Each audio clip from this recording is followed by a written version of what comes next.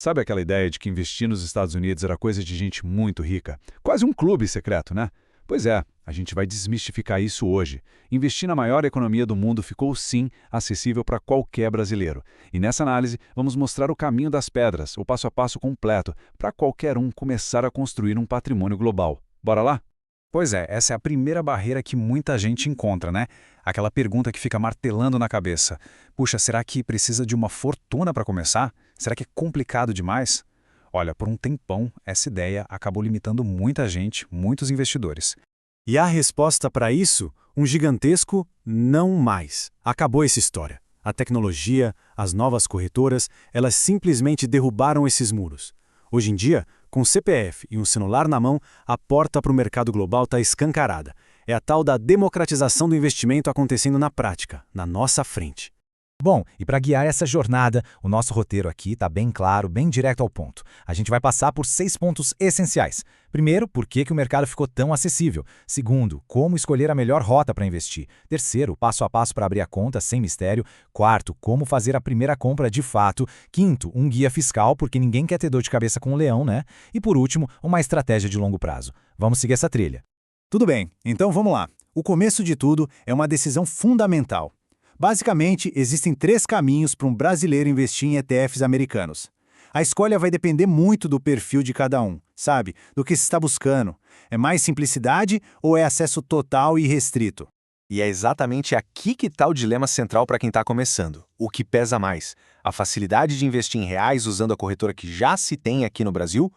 Ou a vontade de ter acesso completo a tudo, direto na fonte, mesmo que isso signifique dar um passinho a mais? Vamos dar uma olhada nessas opções. Olha só, essa tabela resume bem as 3 rotas principais. A primeira, os BDRs aqui na B3. A grande vantagem? A simplicidade, né? Investe em reais, sem complicação, mas a variedade de ativos é menor. A segunda opção, uma corretora internacional. Aí sim, o acesso a todos os ETFs originais, mas exige um envio de dólares e um pouquinho mais de atenção na declaração. E por último, os fundos de investimento. Também são super simples, não precisa se preocupar com câmbio, mas geralmente as taxas de administração são mais altas. O ponto aqui é que não tem resposta certa ou errada, sabe? Tem a melhor opção para cada momento do investidor. E olha que conselho valioso que a nossa fonte traz. A ideia é: comece simples, comece com os BDRs. Para quê? Para se familiarizar, para sentir como o mercado funciona, acompanhar a variação do dólar, da bolsa lá fora, e aí quando a confiança chegar, quando se sentir mais confortável, aí sim dá o próximo passo e abre uma conta internacional. É uma abordagem super segura e gradual. Beleza? Agora, para quem já decidiu o que é o acesso total, que quer ir direto na fonte, vamos para a parte prática. Como é que se abre essa porta? Pode até parecer um bicho de 7 cabeças, mas o processo hoje em dia é todo digital e, olha, surpreendentemente simples. Tudo se resume a estes 3 passos aqui.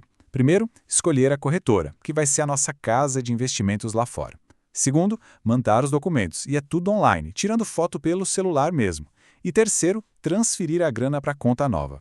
Vamos detalhar cada um deles agora. Agora, porque é sensacional neste slide é ver como a concorrência joga a nosso favor. Corretoras como a Avenue e a Nomad, por exemplo, focam totalmente no público brasileiro, com tudo em português, suporte aqui. Outras, como a Interactive Brokers, são gigantes globais. Mas o melhor de tudo, a cereja do bolo. Todas elas têm taxa zero para negociar ETFs. É isso mesmo, o custo, que era uma barreira enorme, simplesmente não existe mais para isso. Até a parte da papelada ficou mais fácil. São os documentos básicos que todo mundo provavelmente já tem na gaveta ou no celular. RG, CPF, comprovante de residência. O único nome diferente aí é esse tal de formulário W8BEN. Mas calma, não precisa se assustar. Ele é só um documento padrão para dizer: ei, governo americano, eu não sou um residente fiscal aí, ok? Isso garante que os impostos sejam cobrados da forma certa. E o melhor, o preenchimento é todo online dentro da própria corretora, super guiado.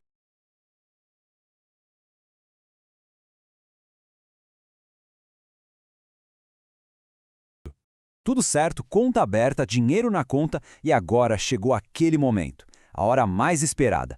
Comprar o primeiro ativo na Bolsa Americana. É exatamente aqui que o plano vira realidade, sabe? Onde os reais se transformam numa pequena participação nas maiores empresas do mundo. É bem legal. Mas, antes de clicar em comprar, um detalhezinho rápido. O IOF. Quando a gente manda dinheiro do Brasil para uma conta de investimentos lá fora, tem essa alíquota de 0,38%. É um custo baixo, paga uma vez só na hora de enviar o dinheiro.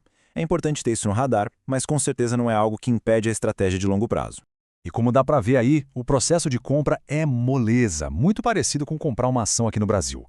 Entra na plataforma, digita o código do ETF, o famoso ticker, escolhe como quer comprar, a quantidade e confirma. Pronto! Em segundos, a ordem é executada. Só uma dica rápida sobre os tipos de ordem. Ordem a mercado é para comprar na hora, pelo preço que estiver valendo. Ordem limitada é quando se define um preço máximo que topa pagar. Sinceramente, para ETFs de grandes com muita gente comprando e vendendo o tempo todo, a ordem a mercado costuma ser mais que suficiente, sem estresse. E agora, atenção, porque essa aqui é uma das maiores revoluções para o pequeno investidor. As fractional shares, ou frações de cotas. O que isso quer dizer? Que não é preciso ter, sei lá, $400 para comprar uma cota de um ETF que custa $400. Dá para investir $50, 20 até $10 se quiser. Isso muda tudo. Significa que qualquer pessoa pode começar com o valor que tem disponível no bolso. Beleza? Investir lá fora dá uma outra dimensão para o patrimônio, né? E com isso, vem algumas responsabilidades. Vamos falar da parte fiscal. Não é nenhum bicho de 7 cabeças, de verdade, mas é super importante entender as regras para ficar em dia com a Receita Federal e dormir tranquilo. Então, a regra de ouro é esta aqui, anota aí. Para ativos no exterior, não existe aquela isenção de vendas de até R$20 mil por mês que a gente tem para ações no Brasil. Vender um ETF com lucro, qualquer lucro, esse lucro é tributável, não importa o valor. Essa é a principal diferença e a regra mais importante para lembrar. E a mordida do leão sobre esse lucro segue essa tabela progressiva, que começa em 15%. O imposto é pago via DARF, aquele documento da Receita, até o último dia útil do mês seguinte à venda que deu lucro. Ou seja, é uma responsabilidade que só aparece quando há uma venda com ganho. Para quem investe para o longo prazo pensando na aposentadoria, isso só vai ser uma preocupação lá na frente. E esse número aí, $1 milhão, é o limite para uma declaração específica chamada DCBE, do Banco Central. Isso só se aplica para quem tem mais de $1 milhão em ativos fora do país. Para a imensa maioria dos investidores, é só declarar os bens na declaração de imposto de renda anual, como já se faz com os outros investimentos. Ok, já cobrimos o como fazer. Agora vamos para o mais importante, como ter sucesso nisso. Porque investir não é uma corrida de 100 metros, né? É uma maratona. E para essa jornada longa, pensando em aposentadoria, algumas dicas são simplesmente fundamentais. E aqui estão os 4 pilares. Primeiro, simplicidade. Não precisa montar uma carteira com dezenas de ativos. 1 ou 2 ETFs bem diversificados já fazem um trabalho incrível. Segundo, consistência. Fazer aportes regulares, todo mês, faça chuva ou faça sol. Terceiro, paciência. O mercado vai subir, vai cair. O investidor de longo prazo não se desespera com isso. E por último, foco total nos custos. Taxas baixas ao longo de décadas fazem uma diferença, gigantesca no resultado final. Bom, o conhecimento está aí, o caminho está traçado e as ferramentas nunca foram tão acessíveis. Aquela barreira que antes parecia uma muralha, hoje é só um degrau. A pergunta que fica agora não é mais se é possível, mas sim quando começar a construir um futuro com um patrimônio global. A oportunidade está na mesa.